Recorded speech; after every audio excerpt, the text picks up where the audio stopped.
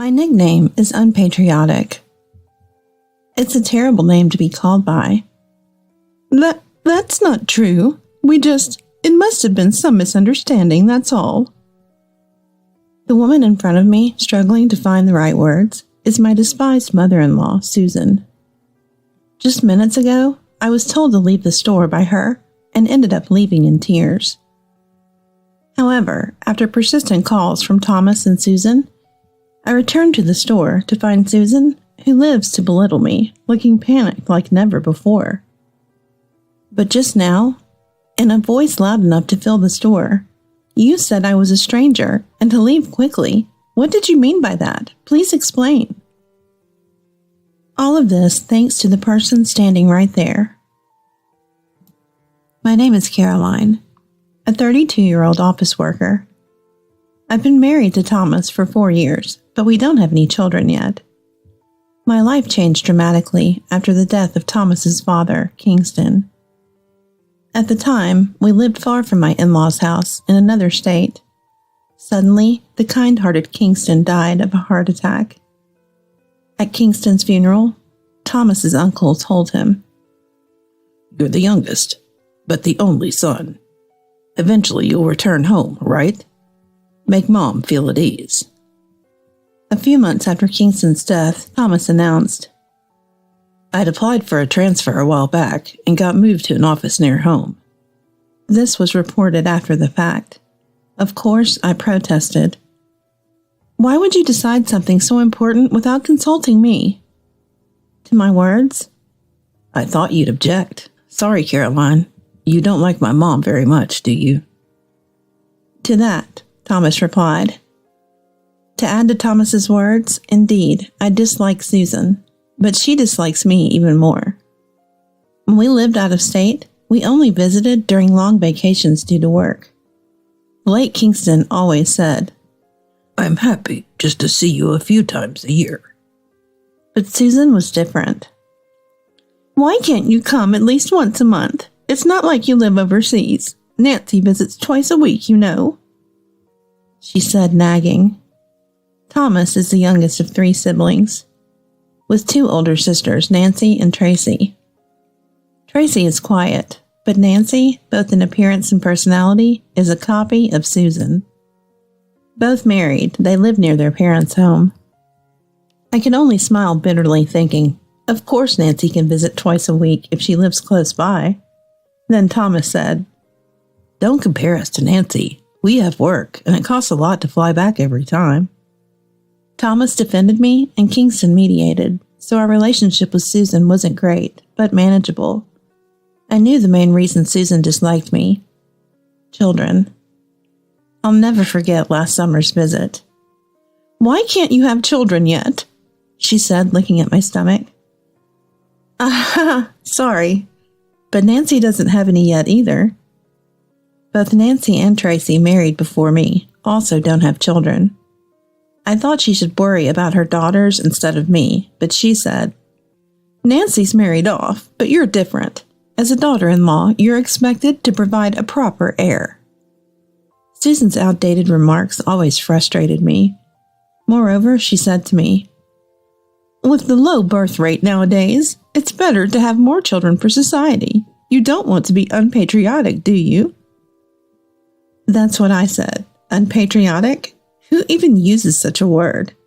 This woman really is strange. I was quite shocked by Susan's remark.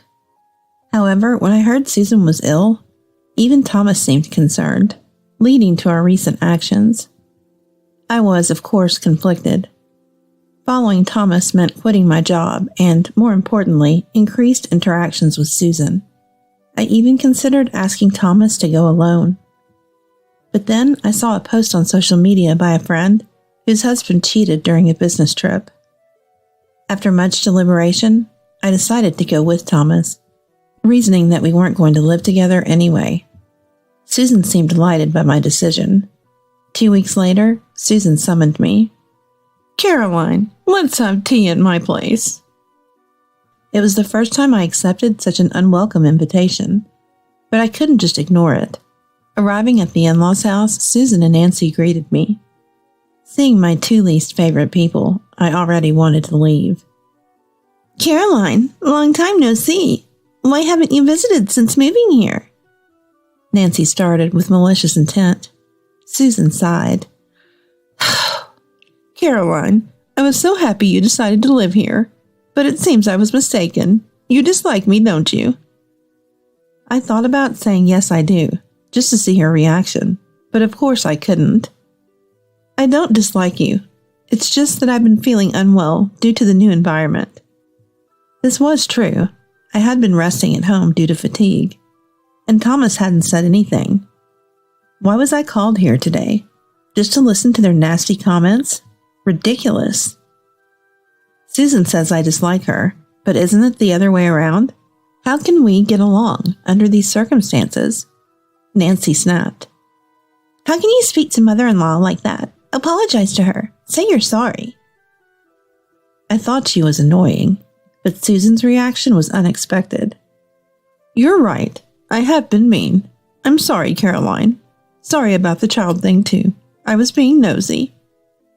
I braced myself for a scolding. I suspected some malice, but apparently there wasn't any.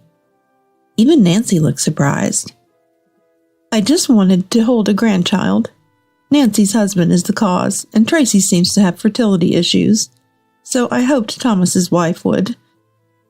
So that was Nancy and Tracy's secret. Despite knowing their secret, the fact remained that Susan had unfairly taken her frustrations out on me. I understand. Thomas and I have discussed having children, and we're thinking about it. Please, just leave us be for now. I bowed my head slightly, but I guess I had a conscience. All right, I'm sorry, but do visit us sometimes. Susan said so. Afterward, Susan and Nancy started watching TV and having tea, as if the awkward atmosphere was a lie. I like this announcer. She talks so energetically and brightly. I glanced at the TV, showing Susan's favorite female announcer. She seemed famous locally. I wondered if I had been more outgoing. Would I have gotten along with them? A silly thought. I was glad to have shared my feelings today.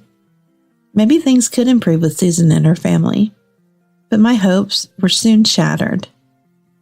That night, Thomas came home and immediately started yelling at me. I heard from Mom. You said you have no intention of getting along. Are you sane? Mom was crying. I couldn't understand what Thomas meant. Why did it turn out like this after our conversation today? Even when leaving, he waved goodbye with a smile. What's going on? Does he have a split personality? His smile seemed so genuine. Turns out that was probably a lie too. I'm past being astonished. Now I'm just scared. But the problem is Thomas is right in front of me. He totally believes Susan. Look, Thomas, that's a misunderstanding on Susan's part, you know? I told her I don't know how to be friends under these circumstances. You know about my relationship with Susan, right? How does that turn into I don't want to be friends? I tried to explain, but Thomas didn't seem convinced. But I also got a message from Nancy. She said you were a bit cheeky to Mom. After all the effort of moving here, didn't you come prepared, following me here? Then she should be a bit more patient. Thomas looked at me as if to say she should be more patient. Indeed, I moved here for Thomas, but that's because I like him. I didn't move here just to appease Susan and Nancy, you know. I wanted to be with you, Thomas. I looked straight into Thomas's eyes and said so, but his attitude was unclear, hesitant. All right, I get it. Fine. Should we just get a divorce? Susan and the others probably won't ever like me. Maybe you should marry someone Susan approves of. The word divorce slipped out of my mouth, and for the first time, Thomas looked panicked. Wait, hold on a second. How does it jump to divorce? I just said I wanted you to get along better with my family. He doesn't understand that his family doesn't want to get along with me. That baffled me. However, it seemed Thomas didn't want a divorce. As the next day, he came back late from work, saying he talked to Susan. I talked to Mom. She said it was a misunderstanding and apologized. What a fuss. And while talking to Mom today, I realized it's almost her birthday. Just dismissing the issue with the misunderstanding and fuss, Thomas and Susan really irritated me. But then Thomas had a suggestion. How about celebrating Susan's upcoming birthday at a fancy restaurant? And if we say it was your idea, maybe Mom's view of you will change. Thomas said it as if it was a great plan, but I felt that the twisted-natured Susan wouldn't be genuinely pleased by such a gesture. Fine, I'll handle the restaurant reservation. I'm thinking of inviting Nancy, and others too. So make it for 7, okay? Okay, 7 it is. I was filled with unease, but the day of Susan's birthday arrived. However, Thomas had been acting strangely for about a week, unusually cold, responding to my conversations with just, "Not really," or "Yeah," which felt very unpleasant. I wondered if something was wrong at work, but soon I'd find out the reason. When we arrived at the restaurant, Susan, Nancy, and their spouses were already there, and Thomas and I were shown to our table. That's when a worker glanced at us, questioningly, making me feel uneasy. "Happy birthday, Susan," I said, but Susan didn't even look our way, instead saying, "Thank you all for gathering for me today. I'm blessed to be celebrated by my family." Did she just intentionally ignore me? Ridiculous, like a child. Nancy looked puzzled. "Huh? But I thought today was a family gathering." She glanced at me briefly. Tracy looked over worriedly. "Ah, I see. That's what this is. I'm being completely ignored. Then I'll ignore them right back and leave early." Just as I thought that, the worker approached our table awkwardly. "I'm terribly sorry, but the reservation was for 6 people today." "What? I distinctly reserved for 7. Did the restaurant staff make a mistake?" "No, it should be for 7. That's what I told them over the phone." As I spoke, "Oh yes, but about a week ago, we received a call to change the number to 6 from a gentleman." I was confused. Then Thomas said, "Yes, please serve us for 6. Everyone's here now." That's what he said. "What?" As I looked at Thomas in disbelief, he accused. "I heard from Mom's side, Carolyn. You've been bad-mouthing our family a lot, saying I don't earn enough and am insensitive. You really had a lot to say, huh?" It seemed that a week ago, when Thomas contacted Susan about this matter, she filled his head with all sorts of lies. Foolish Thomas, without a doubt, believed it all. Angry, he called the restaurant, pretending to be my husband, and changed the reservation from 7 to 6. The restaurant, hearing the same last name, didn't question it. How can he fall for the same trick in such a short time? Is he that foolish? Really? So what? There's no point in me being here, right? Why was I even invited? When I asked Thomas, "You need to apologize to everyone here and reflect on your actions." Incredibly, Thomas demanded that I apologize to my in-laws and then go home alone to reflect. Of course, my answer was, "No way. I can't admit and apologize for things I didn't say. And I don't need a foolish husband who doesn't believe his wife, but listens only to his mom's side." Tears of frustration welled up in my eyes. Why did I even follow this man? Seeing me, Thomas started to panic, but it was too late. Susan watched us, a smug smile on her face, as if her plan had succeeded. "Thomas, it's fine. Next time, marry a younger, more docile daughter-in-law. That way you might have kids. I'd be happier with that." Susan spoke to Thomas, who looked lost, not knowing whom to believe, and buried his head in his hands. Then Susan turned to me. "Caroline, why don't you go back to your parents' house? A daughter-in-law is ultimately an outsider. I can't see you as family. You're not charming at all, so please leave quickly." Susan said triumphantly, "I'd leave even without you telling me. I'd like to see someone who can get along with someone as twisted as you." I spat out my parting shot and left the restaurant. Thomas, head in hands, didn't follow. Tears of frustration came again. Then, as I hurried away, "Caroline, wait!" It was Tracy and her husband calling out.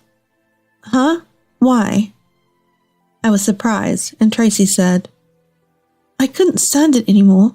Mom and Nancy haven't changed since forever. I knew right away the gossip about Caroline was false. When I said I'd cut ties, they just said, 'Do whatever you want. Sorry about Thomas. He's always been a puppet for Mom and Nancy.'" Tracy looked somewhat apologetic. "My husband's job is finally settling, and we're moving soon. Mom and them are mistaken, but we've decided not to have kids." Well, about Nancy's side, probably. Just then, my mobile phone rang. The caller ID showed Susan. I thought, like I'd answer, and as I was staring at it, a call from Thomas came in. What now? Seriously? As I muttered, Tracy and her husband exchanged looks. If you want, Caroline, how about going back to the restaurant? You might see something interesting." Saying so, they left, looking happy together. The phone kept ringing, and when I answered Thomas's call, Caroline, I'm sorry. I didn't know it was a lie." Thomas's voice sounded panicked, and there was a noisy commotion in the background. "It's too late to start over now. I'll send the divorce papers later, so I'm hanging up." As I tried to end the call, Wait, can't you come back, please? It's a lifetime request." Thomas's childish plea almost made me laugh, but curious about Tracy's words, I returned to the restaurant. There, a crowd had gathered around Thomas's table, and the person speaking to Susan with the microphone was her favorite female announcer. "No, that's not it. It's some kind of misunderstanding that..." Susan struggled to find the right words while Thomas and Nancy looked awkward. The announcer, pointing the microphone at her, asked, "But just now, you loudly said in the restaurant, 'You're an outsider, leave now.' What did you mean by that? Please explain in detail." Nancy's husband, according to Tracy, had left offended like the rest of us. "What's going on? This is strange." "Oh, that's right. Something about TV. When I made the reservation, I'd forgotten." As I stood dumbfounded, a worker noticed me and approached. "It was quite a scene earlier. Actually, after that." It turned out that there was a TV recording in the restaurant that day. Although the dining area was semi-private, conversations were easily overheard. "Sorry, can I have a moment for an interview?" Not long after I left, the famous announcer had shown up with a smile. Susan was overjoyed. "I'm a big fan. An interview? Absolutely." It seems that she was quite enthusiastic about it, but the interview topic was, "We're doing a special on daughter-in-law and mother-in-law issues. We heard the heated argument earlier. The daughter-in-law left crying. What happened?" Caught off guard by this unexpected question, the in-laws' faces turned pale. They couldn't possibly discuss the embarrassing truth about lying to drive away their son's wife. Then Thomas spotted me. "Caroline, please. I can't let this shame be known. It was all my misunderstanding. Please." Thomas looked pathetic, but of course, I had no love left for him. I quietly gazed at Susan. "Oh, we usually call each other Carrie. Carrie, come over here." Susan beckoned with a smile, so I approached silently. "You say you call each other Carrie, but how does the daughter-in-law see her mother-in-law?" When the microphone was pointed at me, "Carrie? I've never been called that. I have been called unpatriotic for not having children several times, though. That too is because of Thomas." Susan and Nancy looked shocked by my words. My husband and I hadn't tried to have children for over 2 years. "Too tired. Not confident enough to raise children yet." That's what I had always been told. Enough grounds for divorce, but when I first got sick and had to take leave from work, Thomas supported me. I liked his kindness, wanted to be with him. I followed him here, thinking a change of environment might help, but this was the result. No more tears left, no more attachment to this Thomas. Susan and Nancy looked embarrassed and pitiful. Seeing them like that gave me a bit of satisfaction. Is this going nationwide? I'll be looking forward to the broadcast. Talking with my favorite announcer and celebrating Susan's birthday. What a day. At my words, Susan looked like she might cry. I'm sorry. Please do something about this situation. Susan, Thomas, and Nancy looked at me with pleading eyes. I looked down on them quietly and said, Well, since the daughter-in-law is an outsider, I guess I should leave. Goodbye. As I left the restaurant with a smile, still hearing shouts behind me, I walked away. In the end, Susan and her family didn't grant permission for the broadcast, so that footage never saw the light of day. Had it aired, it would have been a minor broadcasting incident. However, the incident was conspicuous enough and became the talk of the town, quickly spreading among relatives and acquaintances. After that day, I went back to my room, packed up, and returned to my parents' house. I sent the divorce papers to Thomas, but they weren't promptly returned. Thinking it might be time to involve a lawyer, Thomas unexpectedly showed up at my parents' house. My father, Stephen, dealt with him. Thomas deeply apologized, saying, I plan to cut ties with my family. From now on, I'll only believe in Caroline. But it was too late for his words to mean anything. Stephen simply said to Thomas, Why didn't you realize such a simple thing earlier? What do you think you've done to Caroline over these years? Just write the divorce papers and leave quickly. Stephen, usually a gentle man, spoke with a face filled with anger. The divorce papers Thomas handed over, written in shaky handwriting, were hard to read, but were successfully processed.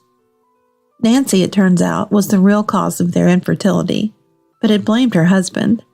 Now close to divorce, she no longer had time to frequent her in-laws' house. Thomas returned to his family home, living with Susan. In a small town, they likely endured uncomfortable rumors for a while. But for me, it was a story of the past. 3 years after the divorce, I reconnected with a classmate from my hometown and remarried. Happily, we were soon blessed with a child. And now I have a 2-year-old daughter and am pregnant with our second. My mother-in-law is like an angel, so kind. Life is unpredictable, but right now, I am living a happy and fulfilling life.